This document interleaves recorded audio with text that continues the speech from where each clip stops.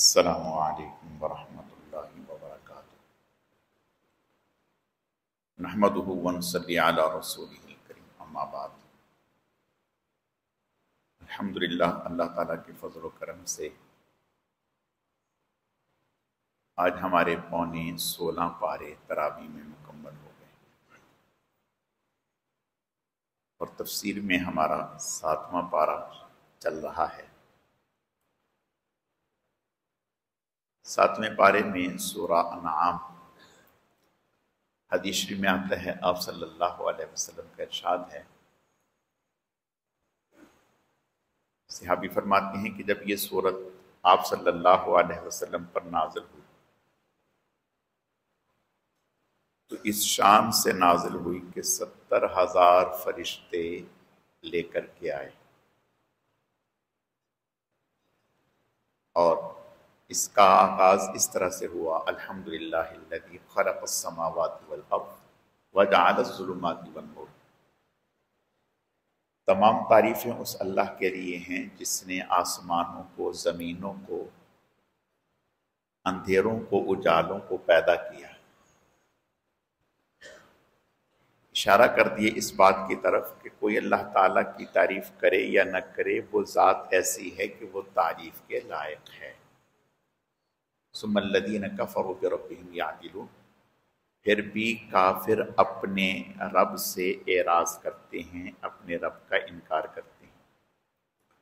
وَهُوَ الَّذِي خَلَقَكُم مِّن طِينٍ ثُمَّ قَضَىٰ أَجَلًا، وہ ذات ہے جس نے تمہیں مٹی سے پیدا کیا اور پھر ایک وقت مقرر کر دیا، پھر اسی کی طرف تم جمع کیے جاؤ۔ اللہ پاک کا ہمیں پیدا کرنا، یہ اس کی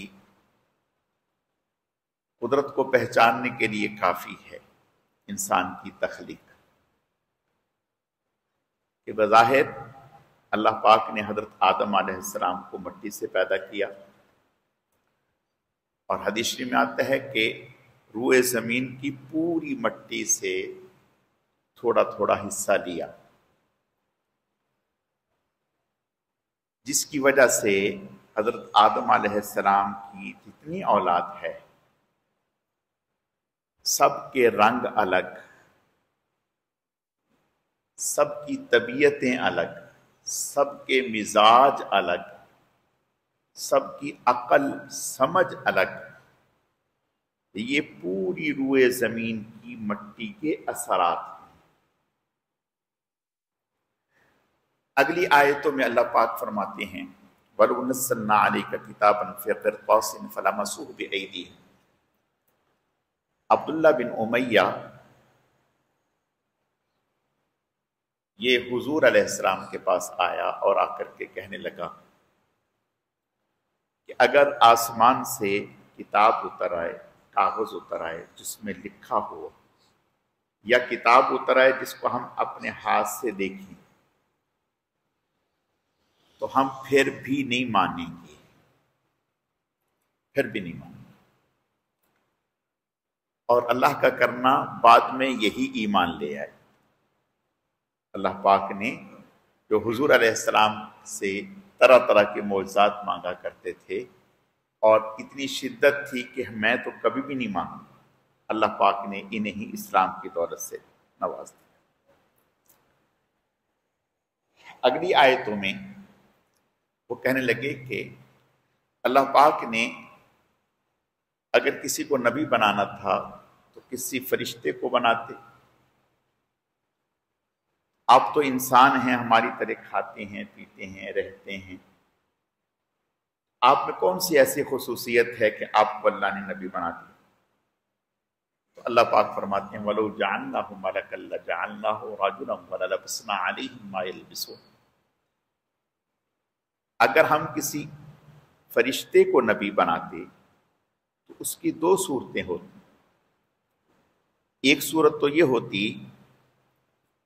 کہ فرشتے کو اس کی اصل شکل میں بھیجتے، اگر فرشتے کو اس کی اصل شکل میں بھیجتے تو یہ اس کو برداشت ہی نہ کر سکتے، دیکھ کے مر جاتے۔ وَلَوْ جَعَلْنَاهُ مَلَكًا لَجَعَلْنَاهُ رَجُلًا وَلَلَبَسْنَا عَلَيْهِمْ مَا يَلْبِسُونَ، اور اگر ہم اس کو انسان کی شکل میں بھیجتے تو پھر یہی کہتے کہ یہ تو ہماری طرح انسان ہے۔ اللہ پاک فرماتے ہیں کہ عقل سلیم رکھنے والے کے لیے حضور صلی اللہ علیہ وسلم کی ذات اور آپ کے معجزات کافی ہیں۔ ایک شخص جو کسی ادارے میں نہیں گیا، کسی لائبریری میں نہیں گیا، کسی کتاب کا مطالعہ نہیں کیا اور مطالعاتی اسفار نہیں کیے، 40 سال تک اس کی زبان پر اس طرح کا کوئی کلام نہیں آیا، یکا یک 40 سال کے بعد وہ ایسا کلام پیش کرتا ہے جس میں پوری انسانیت کو، اولین و آخرین سب کو چیلنج کرتا ہے۔ کل ان اجتمعت الانس والجن علی ان یاتوا بمثل هذا القرآن لا یاتون بمثلہ، کہ اس جیسا قرآن بنا کے لے آؤ۔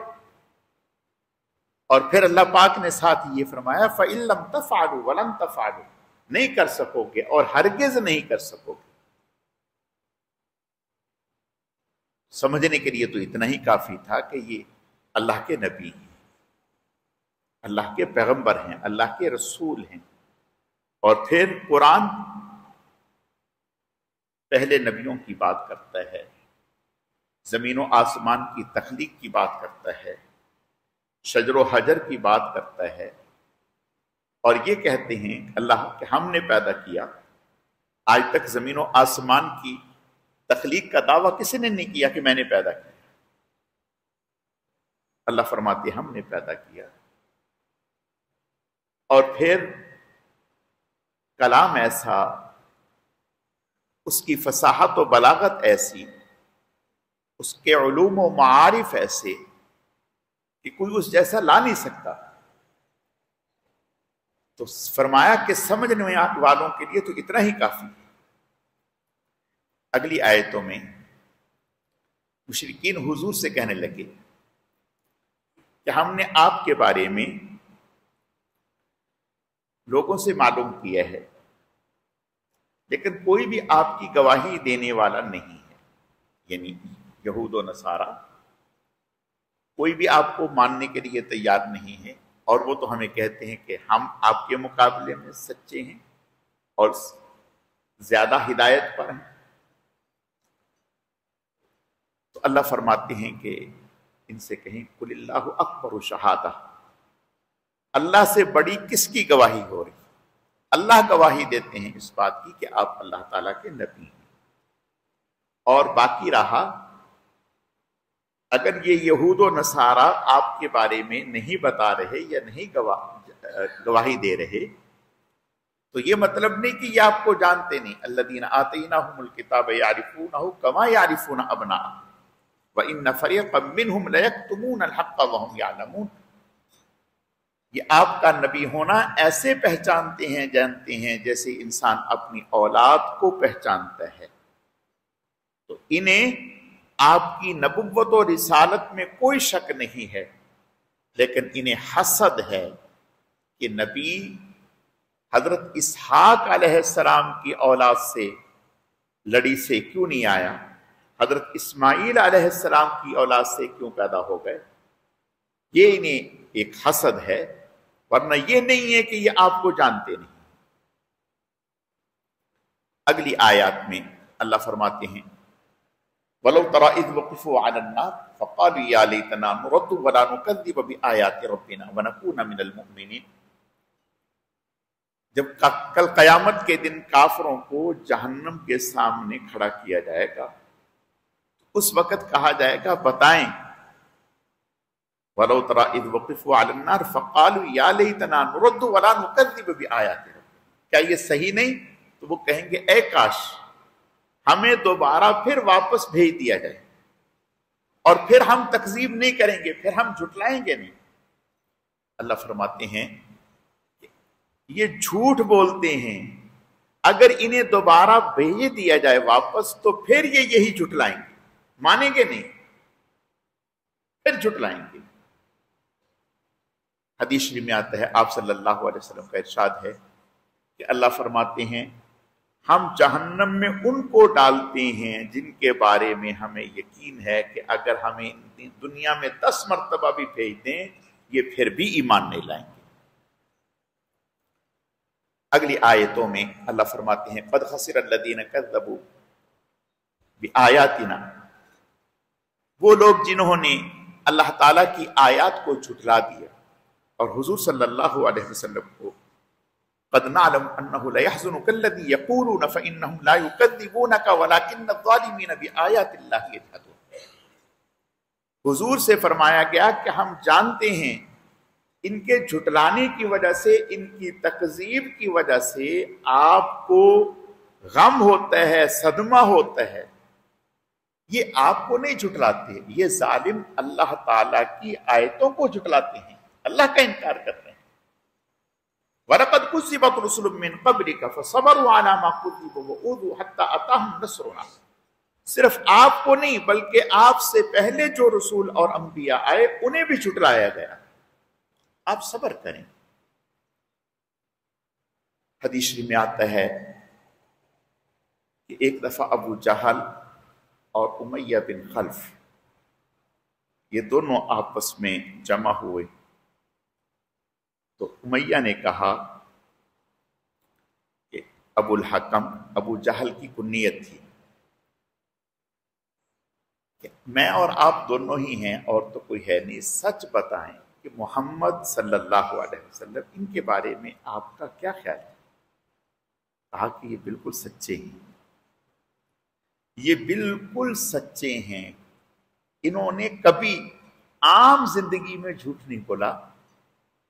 تو کہا کہ اگر یہ سچے ہیں تو پھر ہم مان کیوں نہیں لیتے؟ کہا بات یہ ہے ساری سرداری تو ان کے پاس چلی جائے گی تو ہمارے پاس کیا بچے گا؟ جتنی بھی خدمات ہیں بیت اللہ کے حوالے سے، حجاج کے حوالے سے، وہ ساری ان کے پاس ہیں، اور نبوت اور رسالت بھی ان کے پاس چلی گئی تو ہمارے پاس کیا رہے گا؟ تو اللہ فرماتے ہیں وَلَكِنْ كَذَّبُوا بِآيَاتِ اللَّهِ، یہ آپ کو نہیں اللہ تعالیٰ کی آیتوں کو جھٹلا رہے ہیں، آپ تو اللہ تعالیٰ کا پیغام انہیں سنا رہے ہیں۔ آگے حضور صلی اللہ علیہ وسلم چونکہ امت کے لیے بہت شفیق تھے، آپ صلی اللہ علیہ وسلم کی تمنا اور آرزو یہ ہوتی تھی کہ اگر کوئی آدمی مجھ سے کوئی معجزہ مانگ رہا ہے تو میں پورا کر دوں، شاید یہ ایمان لے۔ تو اللہ پاک نے آیتیں اتار دی، فرمایا ان تبتغی نفقا فی الارض او سلما فی السماء فتأتیہم بآیہ، اگر آپ بہت ہی زیادہ حریص ہیں کہ بھئی کوئی معجزات لا کر ان کو مطمئن کر دیں تو پھر زمین میں کوئی سرنگ کھود لیں، آسمان پر سیڑھی چڑھا لیں اور پھر کوئی وہاں سے معجزہ لیں۔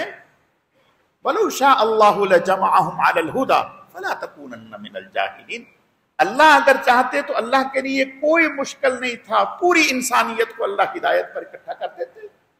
وَلَوْ شَاءَ اللَّهُ لَجَمَعَهُمْ عَلَى الْهُدَى، اللہ اگر چاہتے تو پوری انسانیت کو ہدایت پر جمع کر دیتے، لیکن اس کے تکوینی فیصلے ہیں، اس کے تکوینی فیصلے ہیں، کچھ کو اللہ نے جنت کے لیے پیدا کیا ہے، کچھ کو اللہ نے جہنم کے لیے پیدا کیا ہے،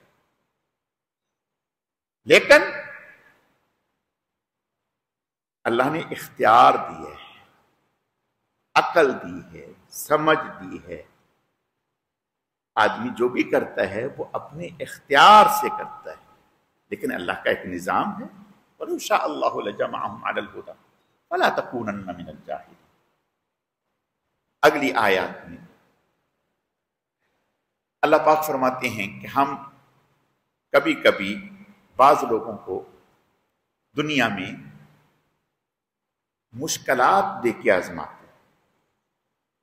وَلَقَدْ أَرْسَلْنَا إِلَىٰ أُمَمٍ مِّن قَبْلِكَ فَأَخَذْنَاهُمْ بِالْبَأْسَاءِ وَالضَّرَّاءِ لَعَلَّهُمْ يَضَّرَّعُونَ فَلَوْلَا إِذْ جَاءَهُمْ بَأْسُنَا تَضَرَّعُوا وَلَكِنْ قَسَتْ قُلُوبُهُمْ وَزَيَّنَ لَهُمُ الشَّيْطَانُ مَا كَانُوا يَعْمَلُونَ فَلَمَّا نَسُوا مَا ذُكِّرُوا بِهِ فَتَحْنَا عَلَيْهِمْ أَبْوَابَ كُلِّ شَيْءٍ حَتَّىٰ إِذَا فَرِحُوا بِمَا أُوتُوا أَخَذْنَاهُمْ بَغْتَةً فَإِذَا هُمْ مُبْلِسُونَ۔ اللہ فرماتے ہیں کہ کبھی کبھی ہم دنیا میں جھنجھوڑتے ہیں، کبھی تکلیف دے کر، کبھی پریشانی دے کر، وَلَنُذِيقَنَّهُم مِّنَ الْعَذَابِ الْأَدْنَىٰ دُونَ الْعَذَابِ الْأَكْبَرِ لَعَلَّهُمْ يَرْجِعُونَ کہ دنیا میں ہلکا سا جھٹکا دیتے ہیں آخرت سے پہلے، شاید کہ یہ لوٹ آئیں، اللہ تعالیٰ کے مطیع و فرما بردار ہو جائیں۔ تو اللہ فرماتے ہیں کبھی مال کی قلت سے، کبھی افراد کی قلت سے آزماتے ہیں، جب پھر بھی نہیں سدھرتا تو پھر ہم نعمتوں کی فراوانی کر دیتے ہیں، خوب نعمتیں، فَأَخَذْنَاهُمْ بِالْبَأْسَاءِ وَالضَّرَّاءِ لَعَلَّهُمْ يَضَّرُّونَ فَلَمَّا جَاءَهُمْ بَأْسُنَا تَضَرَّعُوا وَلَكِنْ قَسَتْ قُلُوبُهُمْ وَزَيَّنَ لَهُمُ الشَّيْطَانُ مَا كَانُوا يَعْمَلُونَ۔ تو اللہ فرماتے ہیں کہ ہم کبھی نعمتوں کی فراوانی کر دیتے ہیں، اور یہ کافر سمجھتے ہیں کہ نعمتوں کی فراوانی یہ تو ہماری بڑی صلاحیتوں والی بات ہے، اور یہاں تک کہ ہم اچانک ان کو پکڑ لیتے ہیں، اور یہ نعمتوں کی فراوانی یہ اس لیے ہے تاکہ ان کو اور موقع مل جائے۔ دیکھیں، ہم دنیا میں دیکھتے ہیں نعمتوں کی فراوانی طوطے کے لیے بھی ہوتی ہیں، چوہے کے لیے بھی ہوتی ہیں۔ چوہے کو پنجرے میں بند کرنے کے لیے سیب ڈالتے ہیں اور ٹماٹر ڈالتے ہیں اور پتہ نہیں کیا کیا چیزیں ڈالتے ہیں، اور چوہا بڑا خوش ہوتا ہے کہ بھئی کیا بات ہے، میری تو بڑی آؤ بھگت ہو رہی ہے، لیکن اس کو پکڑنا ہے اور پکڑ کر اس کو ختم کرنا ہے۔ تو اسی طرح اللہ تعالیٰ اپنے نافرمانوں کو بھی اللہ تعالیٰ دنیا دیتے ہیں، مال دیتے ہیں، اور پھر جب وہ اس نافرمانی میں اور زیادہ آگے بڑھتے ہیں تو پھر اللہ تعالیٰ اچانک پکڑ لیتے ہیں۔ اگلی آیات میں مشرکین مکہ حضور صلی اللہ علیہ وسلم سے کہنے لگے ایک دفعہ اکٹھے ہو کر کہ ہم 3 چیزوں کا آپ سے سوال کرتے ہیں۔ ایک تو یہ قُلْ لَا أَقُولُ لَكُمْ عِنْدِي خَزَائِنُ اللَّهِ وَلَا أَعْلَمُ الْغَيْبَ وَلَا أَقُولُ لَكُمْ إِنِّي مَلَكٌ۔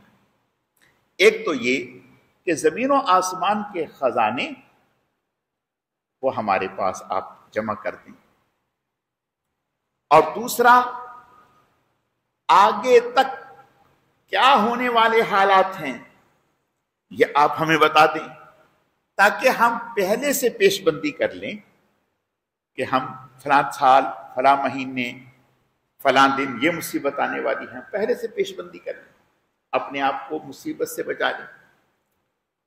اور تیسرا قُلْ لَا أَقُولُ لَكُمْ عِنْدِي خَزَائِنُ اللَّهِ وَلَا أَعْلَمُ الْغَيْبَ وَلَا أَقُولُ لَكُمْ إِنِّي مَلَكٌ۔ اور تیسرا یہ کہ نبی ہوتا تو کوئی فرشتہ ہوتا۔ تو آپ صلی اللہ علیہ وسلم نے ارشاد فرمایا، اللہ نے آیتیں اتار دی کہ انہیں کہیے کہ میں نے کب دعویٰ کیا ہے کہ زمین و آسمان کے خزانوں کا میں مالک ہوں؟ ان اتبع الا ما یوحی الی، میں تو خود اس کی اتباع کرتا ہوں جو میری طرف وحی کی جاتی ہے۔ میں نے تو خزانوں کا مالک ہونے کا دعویٰ ہی نہیں کیا، میں نے تو نبوت کا دعویٰ کیا ہے۔ خزانوں کا سوال تو اس وقت کرو جب میں نے اس کا دعویٰ کیا، اور میں نے کب کہا ہے کہ میں غیب کا علم رکھنے والا ہوں، اور میں نے کب کہا ہے کہ میں فرشتہ ہوں؟ میں تو یہ کہتا ہوں کہ میں اللہ کا نبی ہوں، جو میری طرف وحی آتی ہے میں اس کی پیروی کرتا ہوں۔ اگلی آیات میں مشرکین نے حضور علیہ السلام سے کہا کہ آپ کی مجلس میں کچھ کمزور صحابہ جو غلام تھے آزاد ہو گئے، حضرت بلال، حضرت صہیب اور دیگر، یہ بیٹھے ہوتے ہیں، اور ہم جب آتے ہیں تو جب بھی دیکھتے ہیں تو یہ آپ کے پاس بیٹھے ہوتے ہیں۔ ہم چاہتے ہیں کہ ہم آپ کے پاس بیٹھیں، لیکن ان کے ساتھ ہم بیٹھنا نہیں چاہتے۔ انہیں اگر آپ ہمارے اٹھانے پر، ہمارے آنے پر اٹھا دیں تو پھر ہم آپ کے پاس بیٹھیں گے۔ حضرت عمر رضی اللہ تعالیٰ عنہ، ابھی آپ نے کوئی فیصلہ نہیں کیا، حضرت عمر رضی اللہ تعالیٰ عنہ نے مشورہ دیا یا رسول اللہ یہ تو اپنے ہی لوگ ہیں، اگر ان کو اٹھا دیا جائے تو اس میں کوئی مذائقہ نہیں ہے، وہ قریب آئیں گے بات کو سن لیں۔ تو ابھی کوئی فیصلہ نہیں ہوا، اللہ نے آیتیں اتار دیں، وَلَا تَطْرُدِ الَّذِينَ يَدْعُونَ رَبَّهُمْ بِالْغَدَاةِ وَالْعَشِيِّ يُرِيدُونَ وَجْهَهُ، کہ ایسے لوگوں کو اپنے پاس سے مت ہٹائیے جو صبح شام اپنے رب کے ذکر میں لگے ہوئے ہیں، یریدون وجہ، اور جن کا مقصد اللہ کی رضا ہے۔ ما علیک من حسابہم من شیء، آپ سے ان کافروں کے بارے میں یہ نہیں پوچھا جائے گا کہ وہ ایمان کیوں نہیں لائے، آپ کا کام یہ ہے کہ پیغام ان تک پہنچا دینا، وہ پہنچا دیا، ان کے ایمان لانا نہ لانا اس کے آپ مکلف نہیں ہیں، آپ بات پہنچانے کے مکلف ہیں۔ اِنَّكَ لَا تَهْدِي مَنْ أَحْبَبْتَ وَلَكِنَّ اللَّهَ يَهْدِي مَنْ يَشَاءُ، ہدایت دینا آپ کے قبضہ قدرت میں نہیں ہے۔ اگر ہدایت دینا آپ کے قبضہ قدرت میں ہوتا تو ابو طالب کو آپ ہدایت دے چکے ہوتے، ابو لہب کو آپ ہدایت دے چکے ہوتے، اور جتنے بھی اعزاء اقربا تھے سب کو ہدایت دے چکے ہوتے۔ نہیں، ہاں آپ کا کام ہے پیغام پہنچانا، وہ آپ نے پہنچا دیا، اب یہ ایمان لاتے ہیں لائیں، فَمَنْ شَاءَ فَلْيُؤْمِنْ وَمَنْ شَاءَ فَلْيَكْفُرْ، دل چاہے ایمان لائیں بھلے نہ لائیں، ہم نے ان کے لیے جہنم تیار کر کے رکھی ہے۔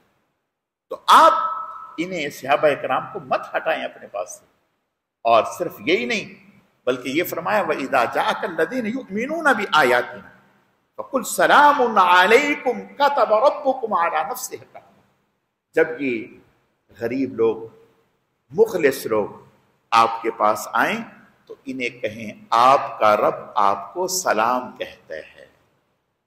اس سے بڑا کیا احساس ہوگا صحابہ کرام کا کہ آپ کو آپ کا رب فَقُلْ سَلَامٌ عَلَيْكُمْ، تمہیں تمہارا رب سلام کہتا ہے، یعنی ان کی یہ اگر تمہیں گھٹانا چاہتے ہیں، نیچے دکھانا چاہتے ہیں، ان کم بختوں کی کیا پرواہ ہے؟ نہیں، اللہ نے تمہاری عظمت کو بلند کیا ہے، اللہ تمہیں سلام کہتے ہیں۔ اور پھر کتب ربکم علی نفسہ الرحمہ، اللہ نے اپنے اوپر رحمت کو غالب کر دی ہے، اور اللہ تعالیٰ کل قیامت کے دن تمہاری مغفرت فرمائیں گے، لہذا پرواہ نہ کریں۔ اگلی آیتوں میں اللہ پاک فرماتے ہیں کہ روز عندہ مفاتیح الغیب لا یعلمها الا هو ویعلم ما فی البر والبحر وما تسقط من ورقۃ الا یعلمها ولا حبۃ فی ظلمات الارض ولا رطب ولا یابس الا فی کتاب مبین، کسی درخت پر کوئی پتا نکلتا نہیں لیکن اللہ کو معلوم ہے۔ وعندہ مفاتیح الغیب، غیب کی چابیاں اس کے پاس ہیں، کسی درخت سے کوئی پتا گرتا نہیں، اللہ کو معلوم ہے۔ اور یہ ساری کی ساری چیزیں قیامت تک، ہمیشہ تک کیا ہونے والا ہے اللہ نے پہلے سے لکھ کر لوح محفوظ میں جمع کر دی ہے۔ اگلی آیات میں حضور علیہ الصلوۃ والتسلیم سے کہا گیا وَإِذَا رَأَيْتَ الَّذِينَ يَخُوضُونَ فِي آيَاتِنَا فَأَعْرِضْ عَنْهُمْ حَتَّى يَخُوضُوا فِي حَدِيثٍ غَيْرِهِ وَإِمَّا يُنْسِيَنَّكَ الشَّيْطَانُ فَلَا تَقْعُدْ بَعْدَ الذِّكْرَىٰ مَعَ الْقَوْمِ الظَّالِمِينَ، اگر آپ کے یا آپ کے صحابہ کرام کی موجودگی میں، یہ ایمان والوں کی موجودگی میں، یہ مشرکین قرآن پر، دین پر کوئی اعتراضات، کوئی اس طرح کی تضحیک امیز گفتگو کریں، فَلَا تَقْعُدْ بَعْدَ الذِّكْرَىٰ، یاد آنے کے بعد نہ بیٹھیں، اگر بیٹھ گئے جیسے ہی وہ ایسی بات شروع کریں فوراً وہاں سے اٹھیں۔ وَإِمَّا يُنْسِيَنَّكَ الشَّيْطَانُ فَلَا تَقْعُدْ بَعْدَ الذِّكْرَىٰ، اگر شیطان نے آپ کو بلا دیا، یاد نہیں رہا اور انہوں نے ایسی بات شروع کر دی، فوراً وہاں سے اٹھ ان کے ساتھ نہ بیٹھے۔ اگلی آیات میں حضرت ابراہیم علیہ السلام کا ذکر ہے۔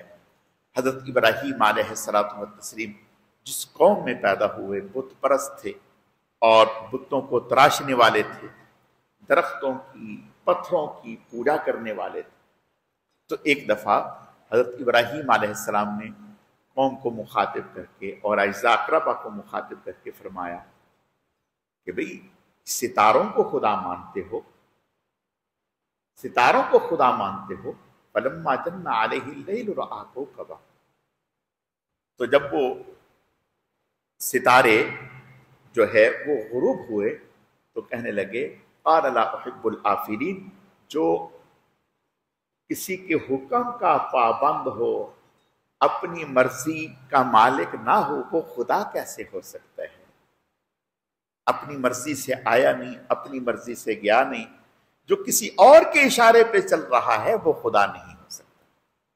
फिर फलम्मा रअल क़मर बाज़िग़न क़ाल हाज़ा रब्बी, जब चांद को देखा चमकते हुए फरमाया ये है रब, और जब वो गुरूब हुआ तो फरमाने लगे मैं ऐसे को कैसा रब मान लूं जो किसी और की मर्जी का मोहताज है। फलम्मा रअल अश-शम्स बाज़िग़तन क़ाल हाज़ा रब्बी हाज़ा अकबर फलम्मा अफ़रत क़ाल या क़ौम इन्नी बरीउम मिम्मा तुशरिकून, जब कहा कि सूरज जो बड़ा है, ज्यादा चमक रहा है, ये मेरा रब है। जब वो गुरूब हुआ कहा मैं इन सब से बेजारी का ऐलान करता हूं, और उस रब की तरफ जो जमीन और आसमानों का मालिक है उसकी तरफ यकसू होकर के मैं उसी की तरफ उसकी हुक्म पर चलता हूं और उसकी खुदाई को मानता हूं, और उसके अलावा जितने भी हैं मैं उनसे बेजारी का ऐलान। हजरत इब्राहीम अलैहिस्सलाम से कहने लगे कि ए इब्राहीम, कि आप हमारे इन इलाहों की तौहीन कर रहे हैं, आप डरते नहीं? आप डरते नहीं कि ये आपको किसी मुसीबत में मुब्तला कर देंगे? आपने फरमाया तुम्हारी अक्ल मारी गई, तुम अल्लाह की तौहीन करते हुए नहीं डरते हो, तुम अल्लाह की तौहीन नहीं करते हुए नहीं डरते हो जो कि हकीकत में खालिक व मालिक है, और मुझे इन पत्थरों से डराने की कोशिश करते हो। अगली आयत में अल्लाह पाक अपनी कुदरत की निशानियां बयान करते हैं। इन्नल्लाह फालिकुल हब्बि वन नवा युखरिजुल हय्य मिनल मय्यित व मुखरिजुल मय्यित मिनल हय्य युहयिल अर्द बअद मौतिहा व कज़ालिका तुखरजून, कि अल्लाह की जात वो है जो दाने से पौधे को पैदा करती है, गुठली से पेड़ को पैदा करती है, जो मुर्दा से जिंदा को और जिंदा से मुर्दा को पैदा करती है। यानी आगे अल्लाह ताला की कुदरत की निशानियां बयान। और इस पारे के आखिर में अल्लाह पाक फरमा रहे हैं मुशरिक हजरत अबू तालिब वो बीमार थे और खासी बीमारी शिद्दत वाली थी, तो मुशरिकीन ने सोचा कि हम क्या पता अबू तालिब का इंतकाल हो जाए, तो हम बाद में अबू तालिब के इंतकाल के बाद अगर हुजूर के ऊपर सख्ती करेंगे तो लोग कहेंगे जब तक चचा मौजूद था उस वक़्त तो ये कुछ भी ना कर सके, और जब चचा हट गया तो अब ये बहादुर बनते हैं, तो लिहाजा अबू तालिब की मौजूदगी में ही हमें कुछ ना कुछ हल निकालना चाहिए। चुनाचे मुशरिक हज़रत अबू तालिब के पास आए और आकर के कहने लगे कि आप अपने भतीजे से हमारा समझौता करा, तो और अपने भतीजे से कहें कि वो हमारे इलाहों को कुछ ना कहे और हम उसके इलाह को कुछ नहीं कहेंगे।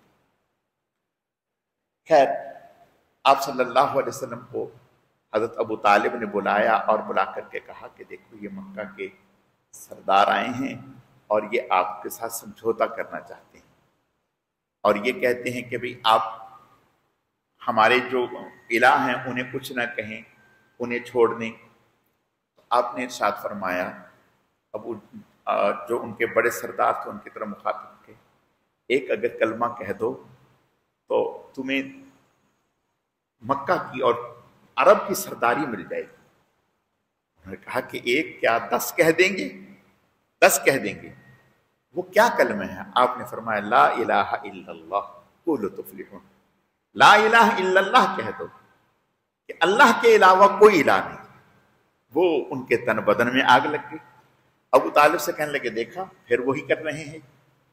हुजूर अलैहिस्सलाम ने फरमाया अपने चचा अबू तालिब से कि मेरे एक हाथ पे सूरज रख दें, एक पे चांद रख दें, मैं इनको भी ठुकरा सकता हूं, लेकिन ला इलाहा इल्लल्लाह इस कलमे को मैं नहीं छोड़ सकता। نہیں چھوڑ سکتے۔ تو وہ جذباتی ہو کر کے کہنے لگے کہ اگر یہ ہمارے الہ کو گالی دیں گے، برا بھلا کہیں گے، تو ہم پھر ان کے الہ کو برا بھلا کہیں گے۔ اللہ نے آیتیں اتار دیں، وَلَا تَسُبُّوا الَّذِينَ يَدْعُونَ مِن دُونِ اللَّهِ فَيَسُبُّوا اللَّهَ عَدْوًا بِغَيْرِ عِلْمٍ۔ آپ ان کے الہوں کے بارے میں کچھ نہ کہیں، کوئی ایسا کلمہ جو گالی والا ہو یا توہین امیز ہو نہ کہیں، اس لیے کہ اگر آپ کی طرف سے یا کسی مسلمان کی طرف سے ایسا کیا گیا تو یہ نادانی میں، جہالت میں اللہ کو گالی دیں گے اور آپ ذریعہ بن جائیں گے اللہ کو گالی دلوانے کا۔ آپ صلی اللہ علیہ وسلم نے ارشاد فرمایا کہ ایک وقت آئے گا کہ لوگ اپنے ماں باپ کو گالی دیں گے۔